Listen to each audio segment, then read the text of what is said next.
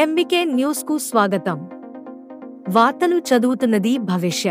Breaking news. Jajireddigudem మండలం పర్సాయపల్లి stage వద్ద అదుపు తప్పి మేకల గుంపుపై కారు దూసుకెళ్లింది. ఈ ప్రమాదంలో 30 మేకలు గాయాల పాలు అయ్యాయి. 20 మేకలు మృతి చెందినట్లు బాధితుడు మల్లెబోయిన కృష్ణ తెలిపారు.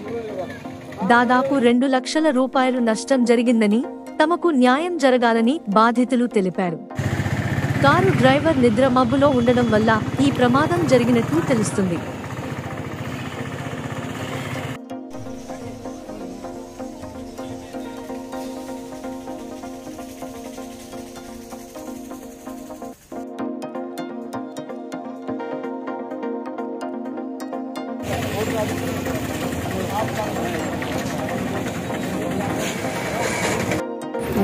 ఇక్కడి నుంచి మొత్తం గుద్దుకొని పోయింది కారోడు వచ్చి మొత్తం 30 మేకలు లాగా వచ్చినాయి. రోడ్డు కూడా ఎక్కలే మేకలు. 30 మేకలు మొత్తం మేకలకు 2 లక్షల నష్టం. 15 మేకలు దెబ్బలు తాకి అలా వాయిదారికి కాళ్ళకి మేము పక్కనే ఉన్నాం. మేము కానీ వాళ్ళని లోపలికి వస్తున్నాం, మధ్యాహ్నం పెట్టించుకొని పోయింది. రోడ్డు మీద కాదు జరిగింది విషయం, మొత్తం బయటనే రోడ్డు కిందనే జరిగింది. పిచ్చి రోడ్డు యువతలకి వెళ్ళిపోయింది.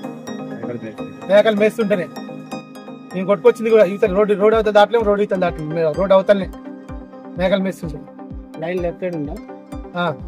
లెఫ్ట్ సైడ్ లోపలికి ఉన్నాం. లోపలికి వచ్చి తాకిచ్చిండు. అట్లే వెళ్ళిపోయిండు. ఆల్రెడీ నిద్రపోయే ఉండు. మేము పోయి గ్లూ కొట్టినాక నిద్రపోయే ఉండు. ఆయన మందేం తాగలేదు, స్టేషన్ లో చేసి మంది ఏం తాగలేదు. అలాగే నిద్రపోయే ఉండు. ఆల్రెడీ మొత్తం నీర మొఖమే ఇక.